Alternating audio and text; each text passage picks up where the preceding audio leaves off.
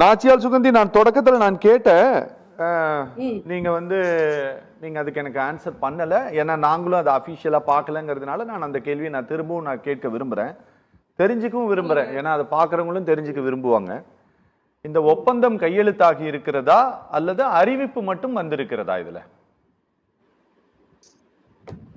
கூட்டணிகள் எங்களுடைய பொதுச் செயலாளரோட பிரஸ் மீட்டை வந்து தெளிவா பார்த்திருந்தீங்கன்னா இந்த கேள்வி எழுந்திருக்காது நினைக்கிறேன். ஏன்னா அந்த பிரஸ் மீட்ல அவர் ரொம்ப இல்ல உங்களை மாதிரியே அரவிந்தாக்ஷன் அங்க கேட்டாங்க.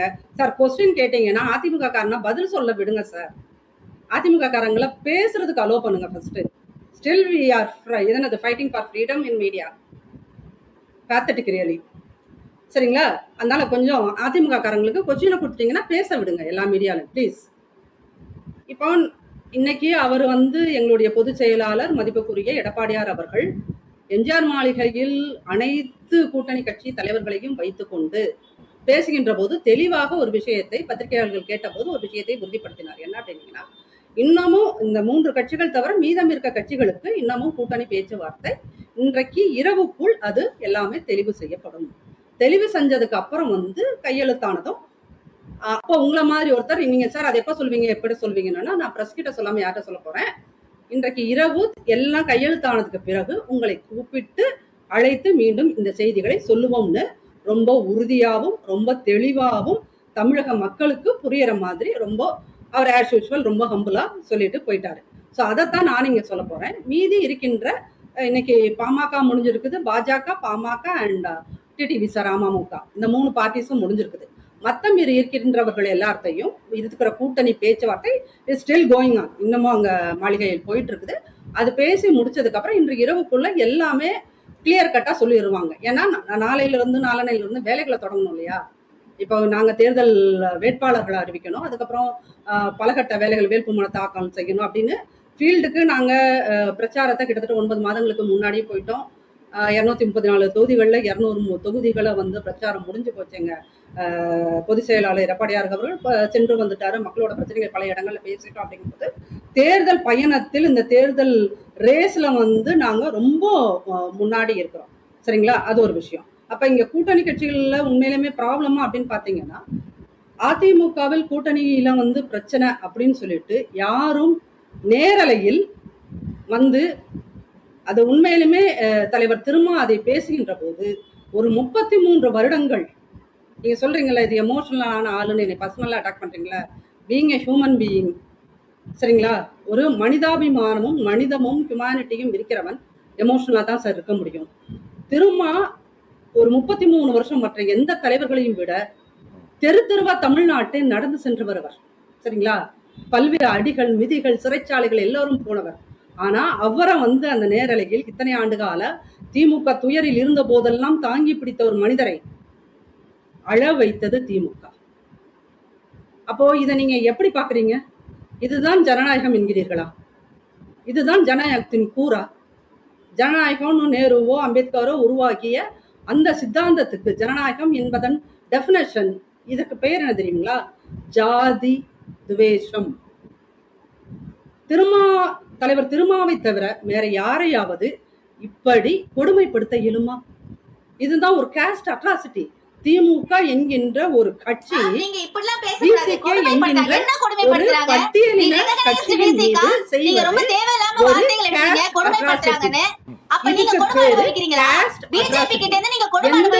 தலைவராவது நேரலையில் வந்து இத்தனை தூரம் மேடம் சார் நீங்க என்ன வேணாலும் பண்ணலாம் சார். நாச்சியார் சுகந்தி மேடம் இங்க பாருங்க, மக்களுக்காக தெருவில் நின்று போராடிய ஒரு எதிர்க்கட்சி தலைவரை அவர் மேல நீங்க அக்கறையோடு பேசுறது நினைச்சு இல்ல நீங்க திருமாவளவன் மேல இவ்வளவு அக்கறையோடு பேசுறது நினைச்சு உண்மையிலே சந்தோஷமா இருக்கு. நீங்க சொன்னீங்கல நீங்க எமோஷனல், நீங்க ரொம்ப எமோஷனல். நான் சொல்றேன் ஹியூமானிட்டி இருக்கிற எல்லாரும் leadership is nothing but humanity.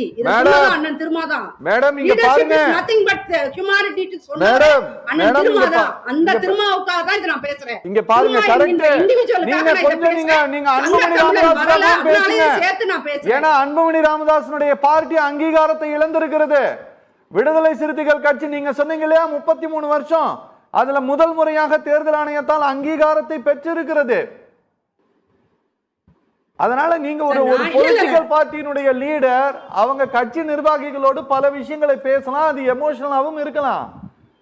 நீங்க அதுக்காக அவருடைய அறைக்குள் அவருடைய இல்ல நீங்க சொல்றது போல என்ன திமுக தான் கொடுமைப்படுத்துகிறது. மேடம் வெளியே வந்தா சுகந்திங்க பாருங்க என்ன திமுக தான் கொடுமைப்படுத்துது அப்படின்னா, திமுக என்ன கொடுமைப்படுத்துது அப்படின்ட்டு வெளியில் சொல்வதற்கு அளவுக்கு தைரியம் இல்லாதவரா திருமாவளவன்? நீங்க யார இந்த கருணையை காட்டி நீங்க யார நீங்க நடைமுறையாக பேசுங்கள், நடைமுறையில் பேசுங்கள். நடைமுறையில் நீங்க பேசுறது தான் நடைமுறையா? சொல்லிவிட்டால் அதன் பிறகு அவர் கட்சி நடத்த முடியுமா? கட்சி நடத்த அனுமதித்து விடுவார்களா? மக்களுக்கு தெரியும் சார், இதை பார்க்கின்ற மக்களுக்கு தெரியும் எது உண்மை எது பொய். ஏன் விசிகா வந்து நேத்து வந்தா இவ்வளவு தூரம் வச்சு கொண்டாடுறாங்க. செயல்பட்டவர்களை அவர்களோடு இணைந்து செயற்பட்ட விசிகேவ திமுக இந்த அளவுக்கு அது கொடுமைப்படுத்துது. சரி, அந்த வார்த்தையை எடுத்துக்கிறேன். கஷ்டப்படுத்துது, கஷ்டப்படுத்துகிறது என்பதை அவர் வார்த்தையை சொல்லலாம். ஆனா என்ன சொல்றாரு, நாம் வளர்வதை விரும்ப மாட்டேன்றாங்க. அவர் வளர்வதை அதிமுக விரும்ப அவர் 2017 அவர்களை வளவிடலை. திமுக தானே அவர்கள் கட்சி கொடிகளை தமிழ்நாட்டில் எங்கும் நடவிடவில்லை. ஆளும் கட்சியாக திமுக தானே கட்சி கொடிகளை நடவிடவில்லை. அப்ப இது எப்படி இந்த கட்சி கொடுமைப்படுத்துது தானே, செய்யுதானே? மேடம் இங்க பாருங்க, இந்த கட்சி கொடியெல்லாம் பிளாக் போல் எல்லாம் நடக்கூடாதுன்னு ஹைகோர்ட்ல கேஸ் போட்டவன் நானு. சரியா? நீங்க யாரு நடணும்னாலும் போலீஸ் பெர்மிஷன் வேணும், ரெவென்யூ பெர்மிஷன் வேணும். விசிகா கிடையாது, யாருனாலும் நாங்க நடமாட்டோம் எல்லா பார்ட்டியும் அபிடவிட் ஃபைல் பண்ணி இருக்குது. அதனால நீங்க வந்து அவர்கள் வெளிப்படையாக பேசினார்கள், சண்டை போட்டாங்க, நீங்க ஆதங்கத்தை பதிவு பண்ணாங்க. நீங்க விடுதலை சிறுத்தைகள் கட்சிக்கு மட்டும்தான் அனுமதிக்கலையா? அதிமுக அனுமதிச்சிட்டாங்களா? எல்லாரும் பிரைவேட் பட்டாளர்ல தாங்க நடுறதுக்கு அனுமதி. அதுக்கே நீங்க தனியா அனுமதி வாங்கணும். நீங்க பொலிட்டிக்கலா நீங்க பேசுறீங்க, ஆனா நீங்க பொலிட்டிக்கலா விடுதலை சிறுத்தைகளை நீங்க எடுத்துக்கிறீங்கல்ல, அதுவே ஒரு அரசியல்னு எனக்கு தோணுது. அது அக்கறைன்னு எனக்கு சத்தியமா தோணல. சார், அதாவது நீங்க எல்லாம் பேசுனா அது வந்து பாலிடிக்ஸ், நாங்க எல்லாம் பேசினா அது அவியல்.